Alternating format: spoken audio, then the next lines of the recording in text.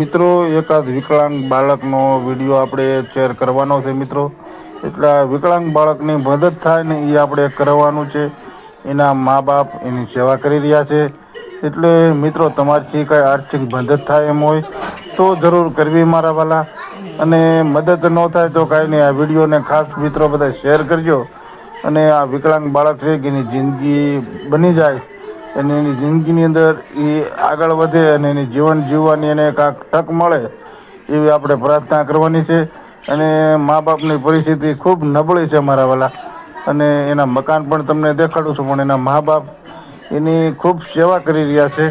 એટલે મિત્રો વિડીયો તમે જોવો તો તમને એમ થાય કે ના બરાબર છે, આ બાળકને આપણે મદદ કરવી પડે એમ છે. અને તમારાથી મદદ ન થાય તો આ વિડીયોને શેર કરો. અને એના માવતર એને જો આ લાડે લડાવે છે, કારણ કે વિકલાંગ છે, એ કાંઈ બોલી શકતો નથી, એ ચાલી શકતો નથી, એ ખાઈ પણ નથી શકતો. એટલે આવો એક બ્લોક છે. એટલે એના માવતર એને જો ખૂબ તૈયાર કરે છે. એટલે મિત્રો જો તમને આ વિડીયો સારો લાગે તો વિડીયોને લાઇક શેર અને સબસ્ક્રાઈબર કરજો. અને બીજી વસ્તુ એ કહેવાની છે કે નાના વર્ગમાંથી છે, ગરીબ માણસો છે, એટલે એને તમારી પાસે બીજી કોઈ અપેક્ષા નથી રાખતા. પણ તમારથી જે 10, 20, 50, 100 રૂપિયા જે તમારી મદદ થાય એ તમે મદદ કરજો. તો એ ભાઈનો ડાયરેક્ટ તમે કોલ કરીને સંપર્ક કરી શકો છો. અને એ ભાઈને તમે એના ઓનલાઈન ખાતામાં પૈસા પણ નાખી શકો છો. વાયા નહીં, પહેલાં એ ભાઈને ફોન કરવાનો, એ ભાઈ પાસે સબૂત મંગાવવાનું અને પછીથી એ ભાઈને તમારા ખાતામાં પૈસા નાખવા. એવી નમ્ર વિનંતી સાથે હું ભાઈ વિડીયો બનાવું છું. એટલે આ વિડીયો તમે મિત્રો જોજો અને પૂરો જોજો તો તમને ખબર પડે કે નાના આ વ્યક્તિને ખૂબ પૈસાની જરૂર છે. અને નાના આર્થિક ભગતની આને જરૂર છે. એવા લોકોને મદદ કરજો મારા વાલા. અને આ વિડીયો જેમ બને એમ મિત્રો શેર કરજો, એટલે બધા મિત્રોને સુધી આ વિડીયો મારો પહોંચી જાય એવી નમ્ર વિનંતી સાથે મિત્રો. એટલે આવું કાંક છે મિત્રો, એ હું તમને બતાવું છું.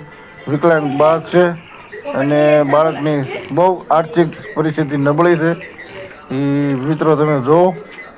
અને જો આ રીતનો કાંઈક એનો જીવન પ્રચાર કરી રહ્યા છે. અને એક નાના સમાજમાંથી છે મિત્રો.